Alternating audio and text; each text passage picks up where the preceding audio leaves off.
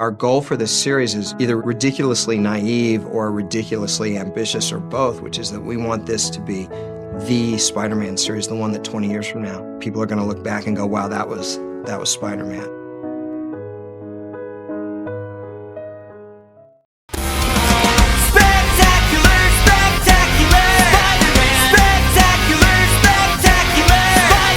Escenas de acción fascinantes, un estilo artístico único y distintivo, animación increíble. Han pasado casi 16 años desde la cancelación de Spectacular Spider-Man y no podemos parar de hablar de esta serie. ¿Está sobrevalorada? ¿Debemos seguir adelante con nuestras vidas? Quizás. Lo cierto es que con todas sus virtudes hay una razón por la que ninguna serie es traída a la conversación tanto como lo hace Spectacular Spider-Man.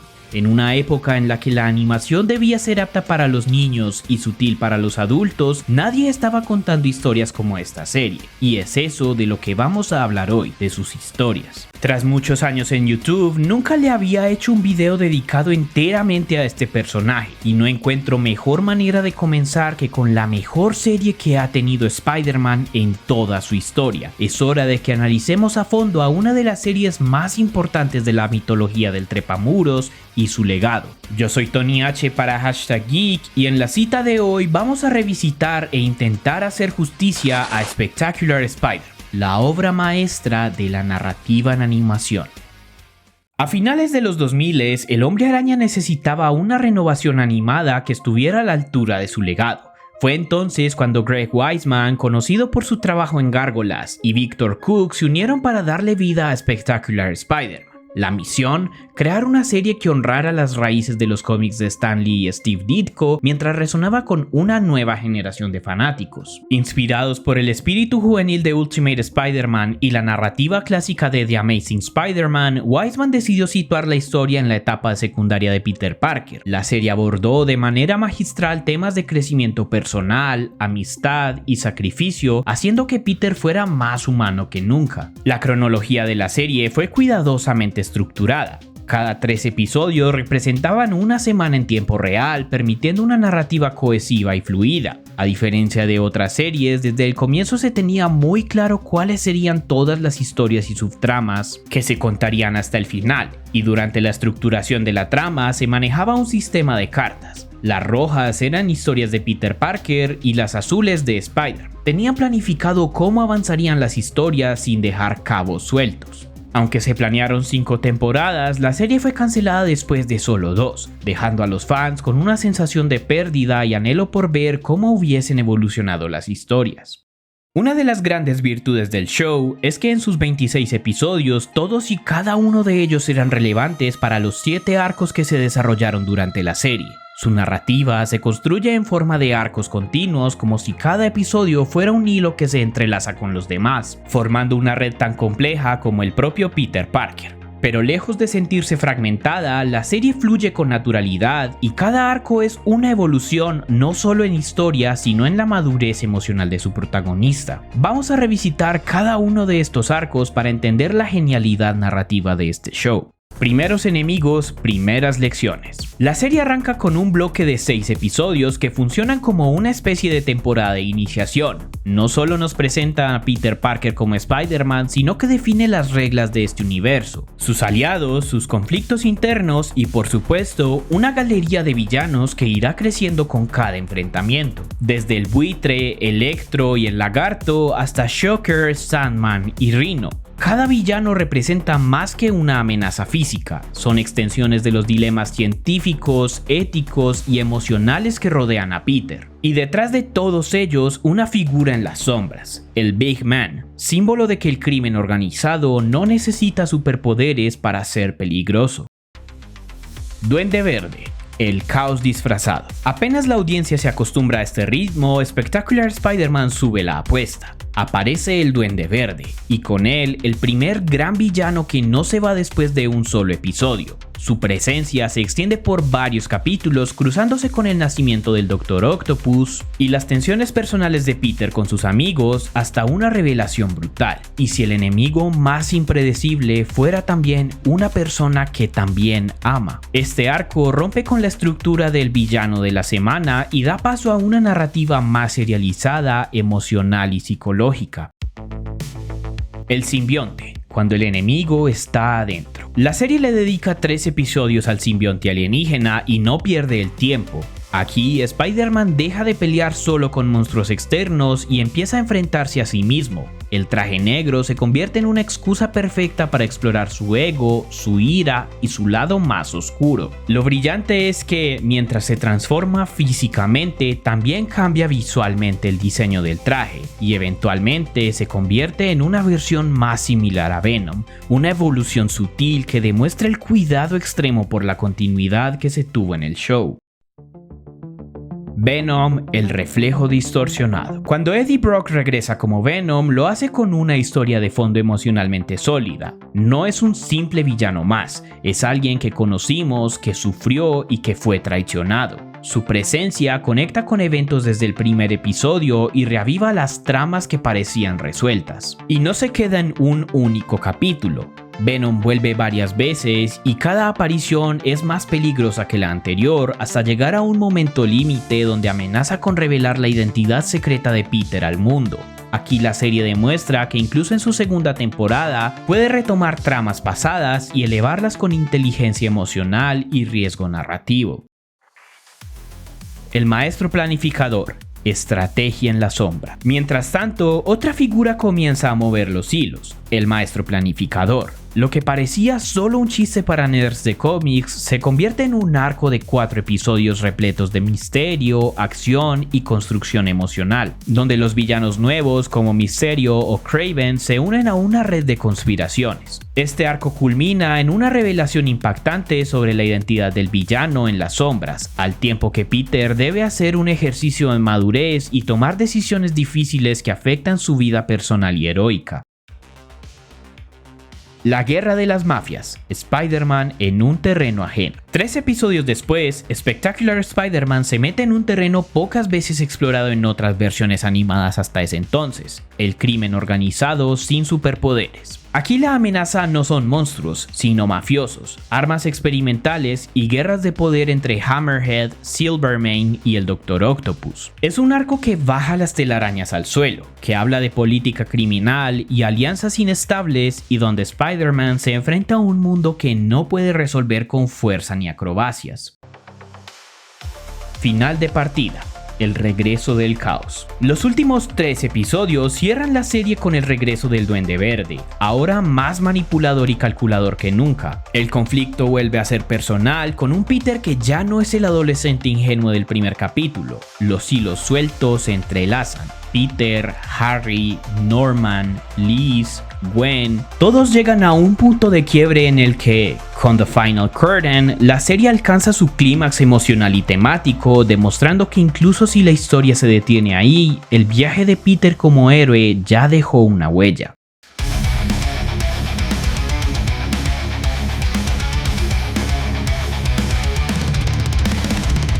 El espectacular Hombre Araña es un ejemplo magistral de narrativa serializada en la animación, destacándose por su habilidad para desarrollar múltiples historias simultáneamente a lo largo de varios arcos argumentales. La serie no solo presenta enfrentamientos épicos con villanos icónicos, sino que también explora profundamente la vida personal de Peter Parker, logrando un equilibrio impecable entre la acción superheroica y el drama adolescente. Cada episodio contribuye a una narrativa más grande, tejiendo tramas interconectadas que evolucionan de manera orgánica. Las relaciones entre los personajes, como el triángulo amoroso de Peter, Gwen y Liz, se entrelazan con los conflictos más grandes, como la guerra de mafias en Nueva York y las maquinaciones del Master Planner, creando un mundo coherente y atrapante. Lo más impresionante es cómo la serie construye cuidadosamente sus arcos a lo largo de múltiples episodios, manteniendo una sensación de progresión constante. La historia del simbionte, por ejemplo, comienza con pequeños indicios antes de convertirse en un conflicto central que redefine al propio Spider-Man.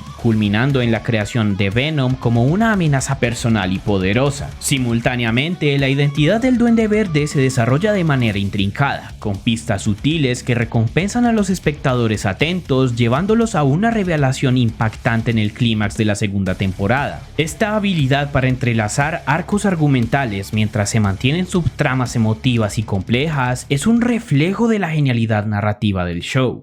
Esta serie no destacó solo por su historia y la construcción de personajes, lo que la hace verdaderamente particular es la forma en que se contaban las historias. En los episodios regulares teníamos tramas que nos hacían interesarnos por el conflicto que tenía Peter en su día a día, las tramas de sus compañeros de escuela, los conflictos de los villanos y los épicos enfrentamientos. Pero tuvimos varios episodios con una narrativa diferente, que nos ayudan a ejemplificar de mejor manera lo que hace que, a casi 20 años de su estreno, este show siga siendo sumamente relevante. Por ejemplo, tuvimos Intervention. Este episodio es el clímax emocional del primer arco del simbionte. Peter, atrapado psicológicamente por el traje alienígena, enfrenta una lucha interna que se manifiesta como una alucinación en forma de un sueño o recuerdo. En este espacio mental, las personas en la vida de Peter lo ayudan a reconectarse con sus principios, reviviendo su historia de origen y la muerte del tío Ben, dándole un nuevo peso emocional. Pocas series animadas de superhéroes tienen el valor de detener el ritmo de acción para adentrarse de lleno en el subconsciente del personaje.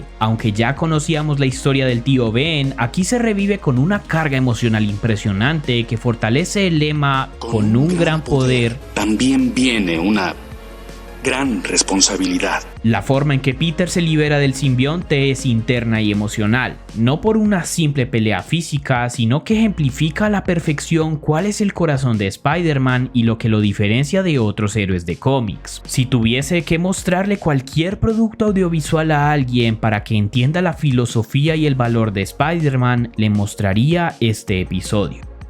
Y durante varios capítulos vimos cómo mientras Spider-Man se enfrentaba a múltiples villanos, los personajes de apoyo se preparaban para estrenar una obra de teatro cuyos diálogos se interconectaban con los conflictos de Peter. Por ejemplo, en el episodio Subtext nos muestran la trágica transformación de Mark Allen en Molten Man, un ser hecho de lava viviente, resultado de un experimento forzado por Tombstone para cobrar las deudas de juego de Mark. Mientras tanto, las audiciones de la obra de teatro escolar se desarrollan en paralelo y sirven como un espejo temático de los conflictos de los personajes, especialmente Peter, Liz, Gwen y Mark. La trama del villano trágico que se explora a través de Mark como un joven atrapado en una espiral de malas decisiones y su transformación en Molten Man, que no es por ambición sino por desesperación, los sucesos no lineales intercalados con la obra de teatro que se convierten en comentarios metanarrativos sobre los eventos del episodio mientras las líneas de la obra coinciden y contrastan con las decisiones de los personajes, que a su vez nos hablan de amores imposibles, conflictos familiares, identidades secretas y cómo todo esto causa que haya una exploración del peso de las decisiones individuales y cómo éstas afectan a quienes nos rodean incluso sin saberlo.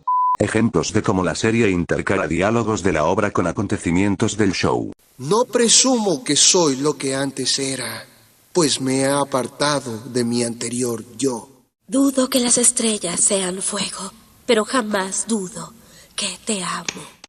Este episodio, aunque con escenas de acción espectaculares, destaca por la capa artística shakespeariana y trágica que le habla al espectador de formas en que la animación para jóvenes rara vez se atrevía en su momento. Otros episodios que tuvieron un formato similar fueron Opening Night y Growing Pains, en los que se intercalan los diálogos de la obra con los acontecimientos que atraviesa Peter. Este recurso crea un ritmo narrativo dinámico y teatral único incluso entre las series animadas de superhéroes. Otro episodio destacable por su formato es First Steps, que en apariencia es un episodio de transición en el que Peter se enfrenta a Sandman, que no solo es sorpresivo por la muestra de humanidad de Flint Marko, que se sacrifica al reevaluar sus decisiones, sino que también es notable porque su ritmo es muy entretenido. Mientras vemos los acontecimientos del villano del día, Peter y sus amigos están en la fiesta de cumpleaños de Flash y vemos pequeñas intervenciones de grabaciones que le hacen los invitados al cumpleañero. dinero. Y justo cuando el episodio está a punto de terminar, este recurso de las grabaciones es utilizado para mostrarnos el regreso de Eddie Brock como Venom. Y no es solo el apartado técnico o las decisiones creativas. Incluso en los episodios en los que no nos enfocamos en una trama más grande, siempre nos quedábamos con los valores de la verdadera esencia del Hombre Araña. Exploramos los problemas con sustancias de Harry y su constante arrepentimiento por el dolor causado. En Intervención podemos apreciar cómo el valor de Spider-Man no es determinado por su ira o su venganza, sino por la bondad y el ser apoyado por sus seres queridos. En Natural Selection exploramos de manera sencilla pero efectiva cómo Peter comprende que su misión es más grande que él mismo por las personas que necesitan que siga adelante, que no debe rendirse. En Opening Night vemos cómo de cierto modo Spider-Man logra perdonar al hombre que le quitó a su tío.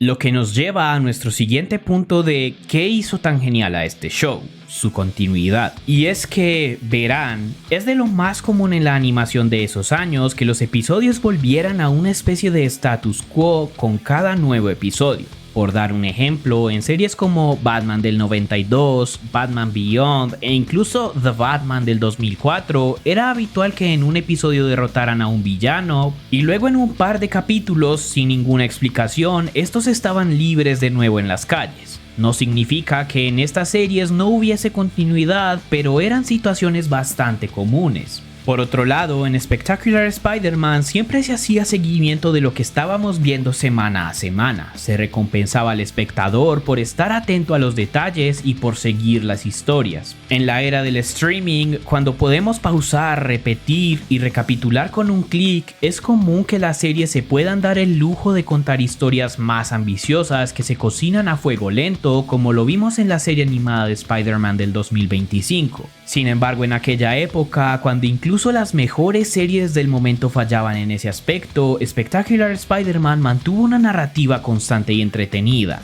Ni un solo episodio de la serie fue malo o aburrido.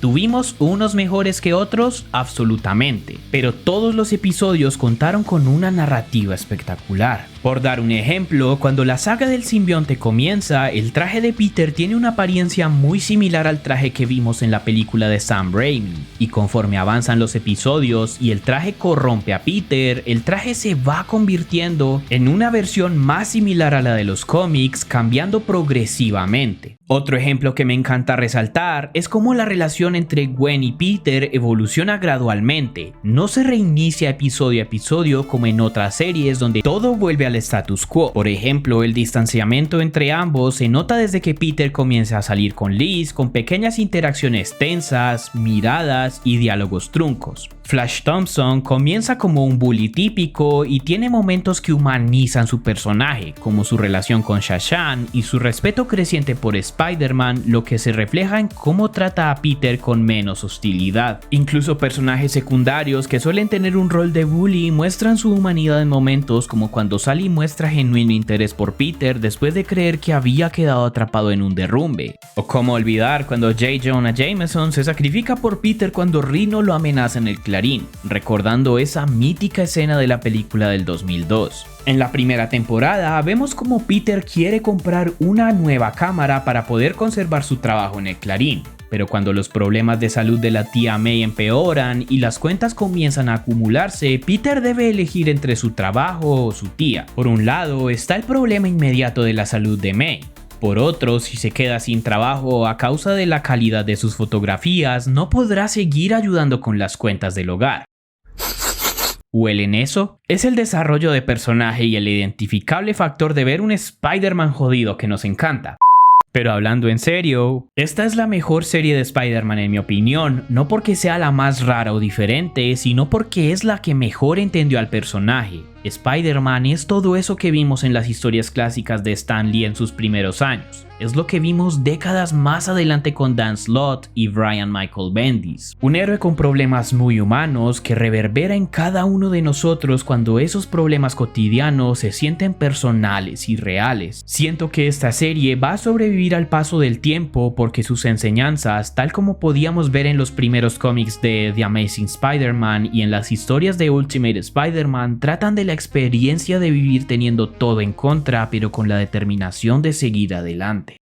La cancelación de Spectacular Spider-Man no solo significó el final abrupto de una gran serie, sino también el derrumbe de un ambicioso universo en expansión. Su creador, Greg Weisman, tenía planeado al menos 5 temporadas en las que veríamos la evolución completa de Peter desde la preparatoria hasta la universidad. Además, estaban planeando spin-offs centrados en héroes como Black Cat y la introducción de villanos icónicos como Carnage, Scorpion y más desarrollo de personajes como Hobgoblin y Miles Warren. Incluso existieron conversaciones preliminares para posibles crossovers con otros héroes del universo Marvel. Todo eso quedó en pausa indefinida cuando los derechos televisivos de Spider-Man pasaron de Sony a Marvel, poniendo un fin prematuro a una de las adaptaciones más queridas por fans y críticos.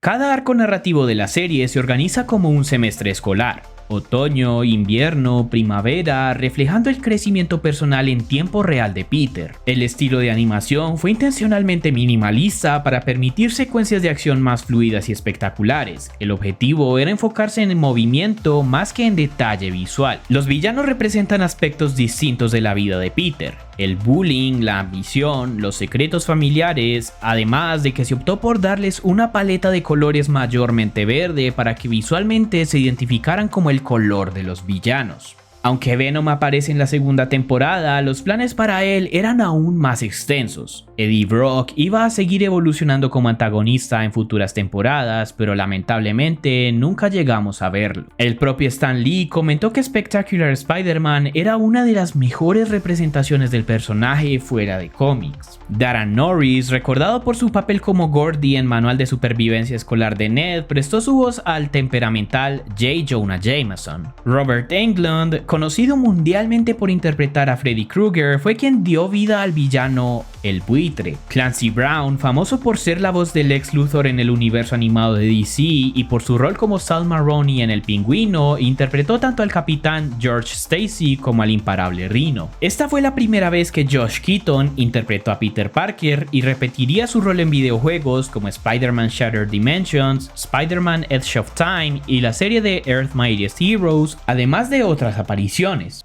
Tras una década que hizo más mainstream que nunca los superhéroes, no todas las series del personaje fueron un éxito inmediato solo por tenerlo. Ejemplos como Spider-Man Unlimited o la serie de MTV son los perfectos ejemplos de shows con ideas muy interesantes que no lograron cautivar a los espectadores en su momento. Sin querer hacer menos en ningún momento a otras series, esta lo tuvo todo. Desde secuencias de acción geniales hasta momentos cómicos que no abusaban del recurso al punto en que interrumpían la historia. Y sí, parte del éxito de esta serie estuvo ligado a que tomó prestados algunos de los mejores elementos de las películas de Sam Raimi, desde la complejidad de los personajes de apoyo hasta literalmente calcar secuencias enteras de las películas. Pero hey, si algo no está roto, no lo arregles. Todos estos pequeños detalles no solo construyen una continuidad lógica, sino que hacen que el mundo se sienta vivo, progresivo y emocionalmente honesto.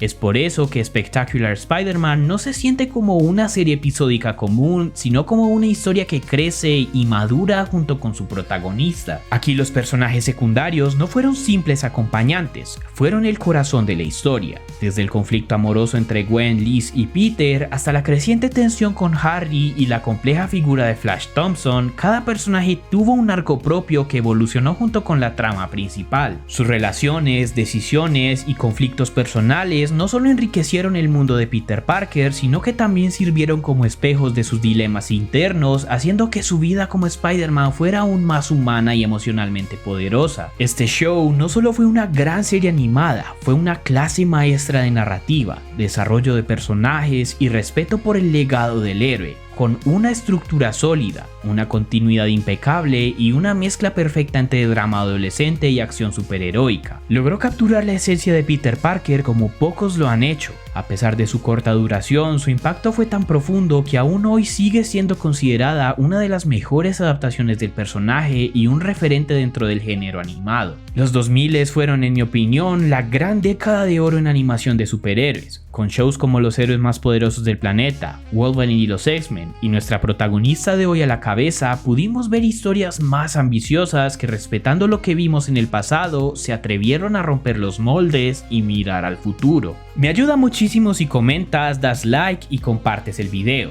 Con esto me vas a mostrar que te gusta el contenido y quieres que siga aquí para contar más historias. Yo soy Tony H para #Geek y si tenemos suerte nos vemos en la próxima.